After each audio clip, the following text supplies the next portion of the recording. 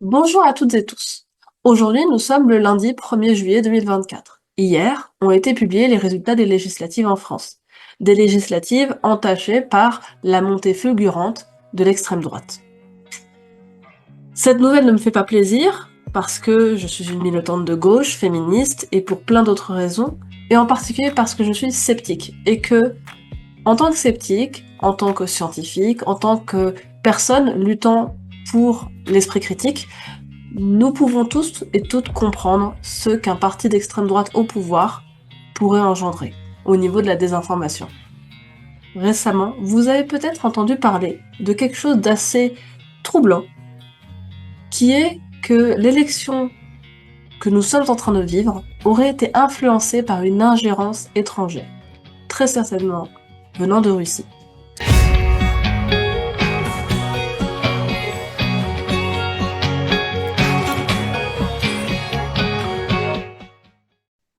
Je m'appelle Florent Lefebvre. À l'heure actuelle, je suis social data analyst ou consultant en données sociales. Je suis indépendant, donc je fais tout, autant ingénieur qu'analyste que scientiste. Mais en gros, mon but, c'est de prendre vraiment de voir des milliers de messages, des millions de messages qui représentent des populations entières, mais toujours avec un aspect social. Donc la plupart du temps, ça représente un réseau. Ça peut être Twitter, Instagram, Facebook, TikTok ou quoi que ce soit, et voir vraiment ce qui se passe à un instant T sur un sujet. Là en l'occurrence, c'est tous les gens qui ont cité une variante du mot législative, donc surtout par rapport aux élections, depuis depuis le 8 juin jusqu'à mon étude s'arrêtait le 25 ou 27. Et ça me fait 1,5 million de messages. Et après, c'est de voir comment ça s'organise. Qui répond à qui parle à qui partage qui.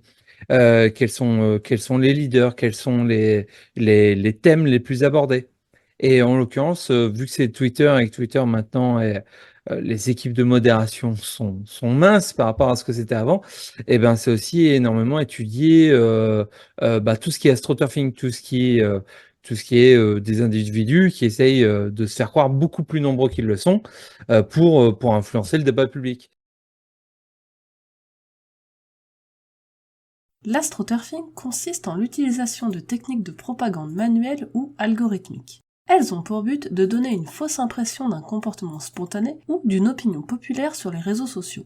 Selon Justine Lalande, doctorante au département de communication sociale et publique de l'Université de Québec, il s'agit d'une tactique qui consiste à usurper des mouvements citoyens afin de soutenir des intérêts particuliers. Outil de désinformation, de lobbying, mais aussi de relations publiques, l'astroturfing englobe un ensemble de stratégies de communication. On viendra ainsi masquer les commanditaires d'un message ou d'une organisation pour faire croire qu'il provient des citoyens ordinaires.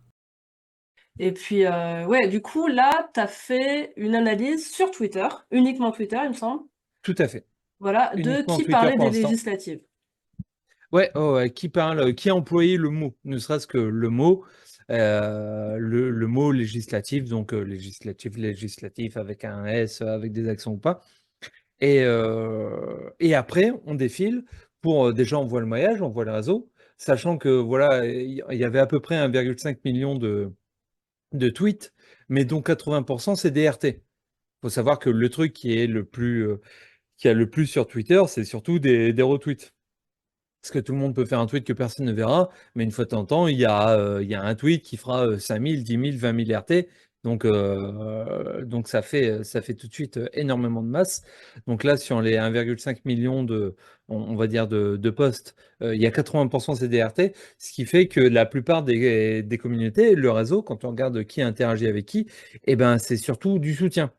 Parce que le RT, un RT sans citation, sans choses comme ça, quand on appuie juste sur le bouton partage, bah, ça en publie tel quel ce que la personne disait. Et la plupart du temps, c'est pour soutenir la personne. C'est quand on Quand est c'est pour d'accord. critiquer, on rajoute une petite phrase en général et on fait un QRT. Tout à fait. On fait une citation, on fait une réponse.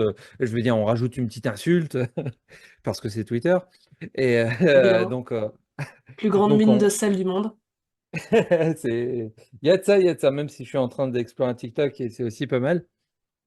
Du coup, une communauté de gens qui interagissent surtout ensemble, bah, c'est surtout une communauté de gens qui, là, vu que c'était axé sur la politique, c'est surtout des gens qui partagent à peu près globalement le même point de vue politique et qui tiennent à peu près pour les mêmes groupes. Après, c'est un consensus, tout le monde n'est pas absolument d'accord. Si on fait un seul tweet et que c'est une réponse à Bardella, ben on va se mettre sur Bardella, même si le tweet c'était une insulte. Mais le consensus sur 1,5 million de contenus, il devient assez fort. Il devient Mm. assez fort à l'échelle des communautés, à l'échelle des foules, moins à l'échelle d'un Donc individu. là, tu as pu identifier, si je me trompe pas, 5 communautés différentes. C'est ça? Oui, surtout 5 grandes communautés. Oui, parce qu'il y a des plus petites communautés qu'on voit aussi. Tout à fait. Donc, une communauté centrée sur on va dire, les médias Twitter, les alertes info, Serfia, Mediavenir, ce genre de choses, qui est en fait une communauté très intéressante parce que c'est une communauté qui suit l'actualité quasiment que par eux, avec plein d'autres cartos et tout ça. En fait, l'audience de ces chaînes-là ressemble beaucoup plus à l'audience de Netflix qu'à l'audience de Le Monde ou de Figaro, alors qu'eux, ils Mhm. font de la news, parce qu'ils la présentent d'une manière qui plaît à des gens qui, sans ça, ne suivent pas l'info.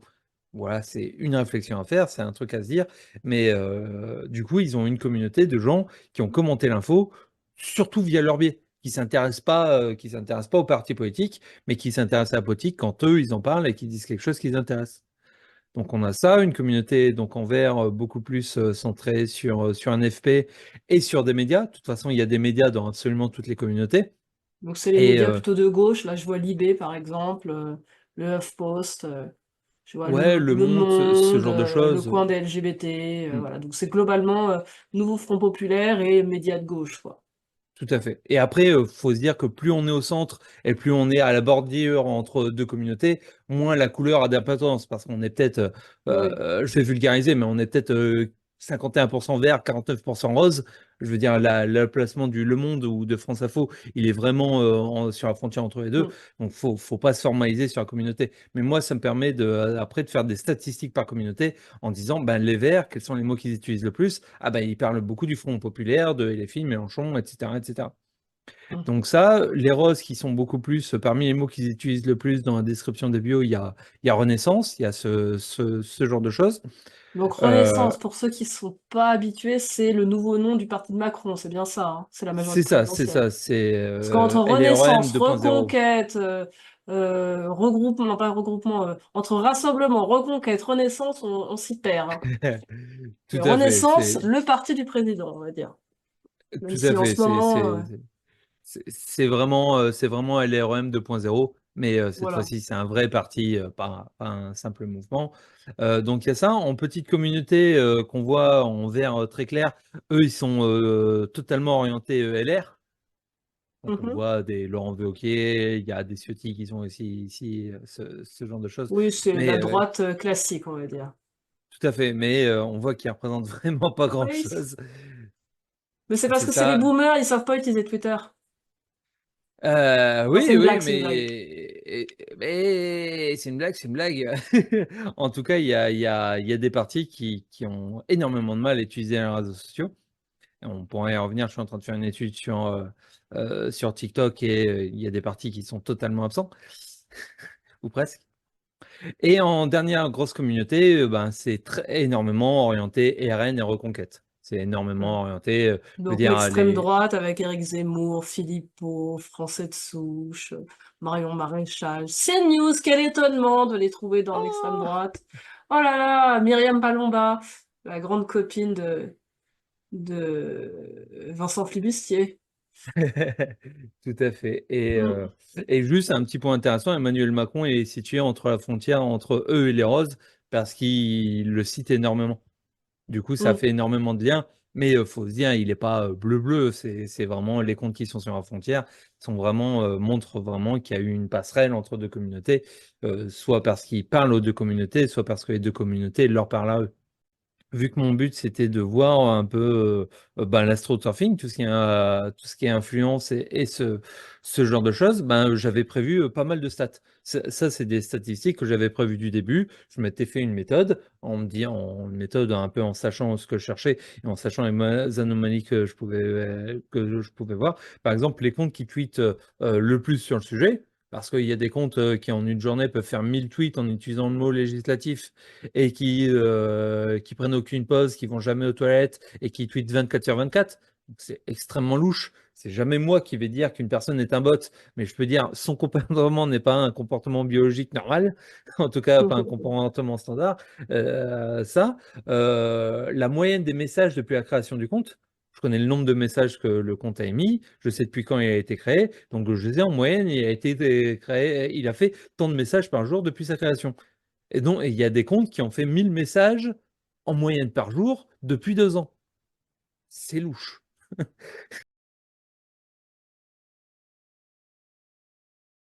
Pour rappel, en avril, à l'approche des élections européennes, les préoccupations concernant une potentielle ingérence étrangère, et en particulier en provenance de la Russie, ont augmenté.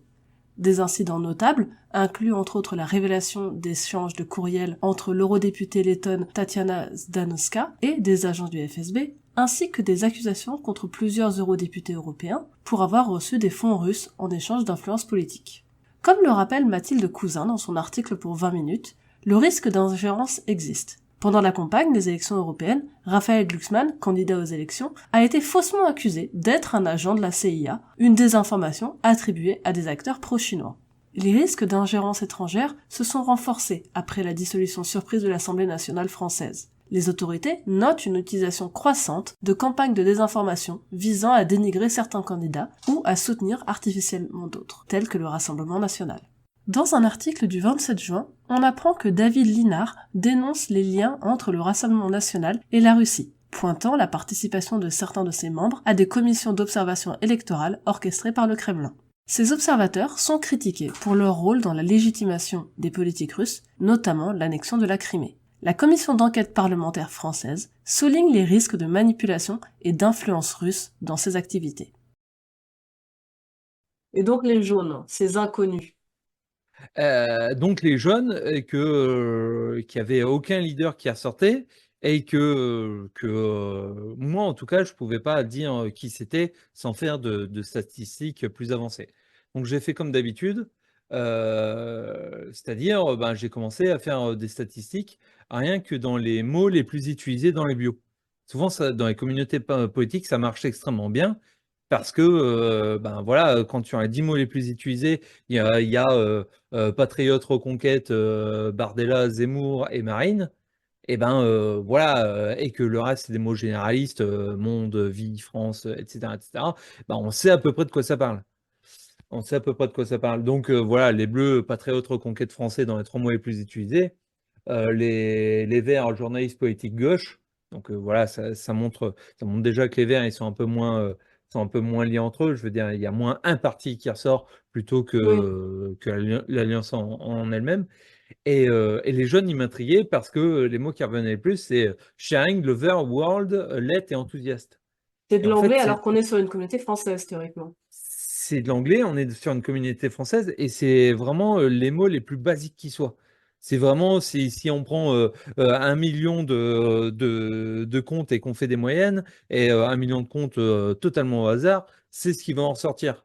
C'est des mots comme ça qui en ressortent. Et même dans les communautés en français, sur les 10 mots les plus utilisés, il y a toujours en fin du top 10 les mêmes mots, français, monde, vie, voilà, ce genre de choses. Donc c'était vraiment intriguant. C'était vraiment intriguant et ça montrait en tout cas que ça ne correspondait pas à des communautés que j'ai déjà analysées. Sachant que ben voilà, j'en suis à peu près à un peu plus de 300 cartographies, dont sûrement 250 sur Twitter. Donc je commence à avoir fait beaucoup de cartographies. Une cartographie, c'est toujours une photo à un instant T ou sur une période donnée et sur un thème donné. Mais je commence à avoir vu énormément les mêmes communautés revenir. Et eux, ça a encore jamais été le cas. En tout cas, ben voilà, pas de communauté comme ça, sans leader. Parce que dans toutes les autres communautés, il y a toujours une célébrité, un chef de parti, un compte très important qui regroupe les autres. Et eux, c'était pas le cas. Une anomalie. Tout à fait. C'était une C'était anomalie. qui ont, D'accord. qui Et ont du coup, vraiment. la communauté jaune, elle est très active ou Euh, alors moyennement, moyennement. C'était moyennement? pas, non, non, c'était pas par rapport à leur nombre de comptes, ils en avaient pas mal, mais c'était pas l'ensemble de ces comptes-là. En tout cas, Hmm. le top 0,5% des gens qui ont parlé du sujet, ben, il n'y a pas beaucoup de jeunes parmi ça. Les jeunes, Hmm. apparemment, ne sont pas des comptes qui sont très actifs en règle générale. Ils sont pas Par contre, très ce sont des actifs. comptes qui sont très jeunes. Avec une autre statistique où j'ai regardé tous les comptes, enfin j'ai regardé les vagues de création de comptes pour voir, bah, en moyenne, c'est assez intéressant parce que quand on crée des bots, bah, on peut commissionner une entreprise pour dire, bah, je veux 10 000 comptes qui vont parler du sujet, qui vont parler du sujet. Du coup, on voit des vagues de création. On voit, bah, en Hmm. moyenne, quand je regarde 2022-2023, en moyenne, on a quelques centaines de comptes qui sont créés par semaine. Et, alors que depuis le 8 juin, on a des milliers de comptes. Et en fait, depuis début juin, on a eu plus de 10 000 comptes qui ont été créés. Donc là, ça a représenté 3 semaines. En 3 semaines, on a eu plus de 10 000 comptes qui ont été créés. Alors que normalement, on est sur une moyenne de 100, 200, 300 par semaine. Dont vraiment plus de 2000 qui ont été créés le 9, juste le jour même de l'annonce de la dissolution. Hmm. Et Donc du pour coup, ils ont vraiment quoi ça, comme comportement? Parce que ces comptes, c'est une anomalie du point de vue ils se comportent pas comme les autres, ils sont beaucoup plus jeunes. Mais qu'est-ce qu'ils ont comme comportement particulier? Qu'est-ce qu'ils font? en tout cas, cette vague de création de comptes, déjà, moi, ce qui m'intéressait, c'est de voir tous ces comptes, enfin, 90% de ces comptes qui ont été créés depuis juin, ben, c'est les jeunes. En fait, Mhm. quasiment tous les jeunes ont été créés depuis début juin. Moi, ça m'intéressait, ça montre vraiment, il y a une communauté qui s'est créée totalement artificiellement et totalement dans l'urgence. Qui spamment pas forcément, mais qui sont extrêmement jeunes et que leur seul tweet, en fait, parle du sujet, quasiment. Quasiment, leur seul tweet parle du sujet. Et après, j'ai été voir leur comportement. Et ben, en fait, c'est des gens qui vont dans des réponses aléatoires. Je veux dire, tu parles de foot. Et ben, ils vont dans tes réponses et ils vont citer un autre compte qui, lui, parle critique Macron. D'accord. Et du coup, ces comptes-là, en fait, ils envahissent la sphère française. Ils vont sur n'importe quoi. Tu parles de politique, de manga, de sport. Et ben, ils pop aléatoirement. Comme on sait que sur Twitter, il y a des bots pornographiques qui font des likes aléatoires. Tout le monde peut avoir un like d'un compte pornographique. Et il y a des gens qui ont 50 likes alors qu'ils ont 2 vues. Parce que les comptes pornographiques, ben, ils sont shadowban, donc leurs vues ne sont pas en compte. Et ben là, c'est des comptes qui vont dans des réponses d'un peu tout le monde pour relayer des faux sites internet des critiques totalement à Macron. Hmm. Donc déjà, tout est plus de 10 000 comptes qui ont été créés exactement au même moment, qui parlent à des gens qui n'auront jamais adressé la parole, pour tous relayer quasiment le même message. Ben voilà, ça montre un comportement déjà vraiment organisés. Ils ont les tous le même article, ils ont tous été créés le même moment et, euh, et qui montre aussi un template de création. Ce qui est intéressant dans les bots, c'est s'ils ont été créés automatiquement, c'est d'essayer de voir comment ils ont été créés pour après pouvoir facilement les retrouver. On a une création de compte qui s'est faite, une énorme création de compte qui s'est faite au moment de la dissolution, qui est, même si tu veux pas le dire, très certainement des bots. Créés par Tout à qui fait. ça, on n'a pas de preuve. Moi, je mettrais du contexte pour expliquer pourquoi il y a des questionnements qui se font sur est-ce que la Russie et le Kremlin ont volonté à influencer, même si on n'a pas de preuves, il y a des questions qui se posent. Mais tu me dis, il critique principalement Macron. Il n'y a pas de critique vers la gauche aussi? Je croyais avoir lu ça dans son... Il y a, non, pour cette communauté-là, il y a d'autres communautés où il y a d'autres types de bots, notamment des bots Mhm. vraiment à spam, mais comme j'ai dit, qui spamment depuis des années, Ou Mmh. voilà, là, c'est un autre type de bot avec peut-être un autre type d'influence. En tout cas, pour la communauté jeune, qui sont les comptes créés, une armée qui a été créée de toutes pièces début juin, eux, c'est, en fait, ils critiquent que Macron parce qu'ils relaient quasiment tous les mêmes propos. Il y a Mmh. un article qui critique Macron, ils sont presque tous en train de le relayer ça, et ils reformulent juste légèrement la phrase qui pointe vers Oui. le lien. Comme ce que tu disais, les jeunes, la manière de faire ressemble énormément à Doppelganger, donc qui est une attaque d'influence qui a été attribuée à la Russie, qui est en fait copier des faux sites internet français, genre Le Monde, une fausse page du Monde, pour faire croire que c'est un article officiel et mettre des fake news dedans.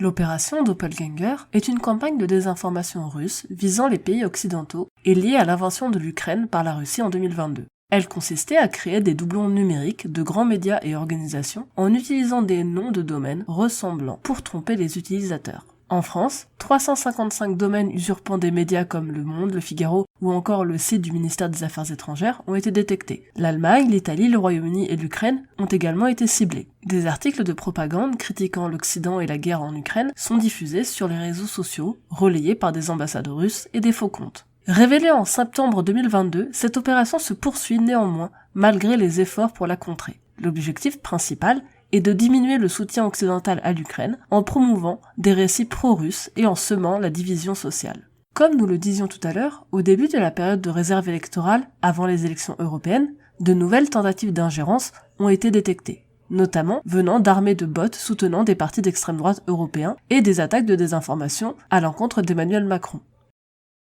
Ça reste extrêmement mineur, mais ça marche de mieux en mieux. En fait, quand ils faisaient ça il y a un an, ils arrivaient à avoir 10 vues, mais vraiment 10 vues, ils avaient des milliers de bots et qui réussissaient à avoir juste des dizaines de vues, ce qui est totalement ridicule parce que c'est dans la marge d'erreur de Twitter où on sait que l'indicateur de vues n'est pas totalement fiable, et donc entre 0 à 10, c'est peut-être 0.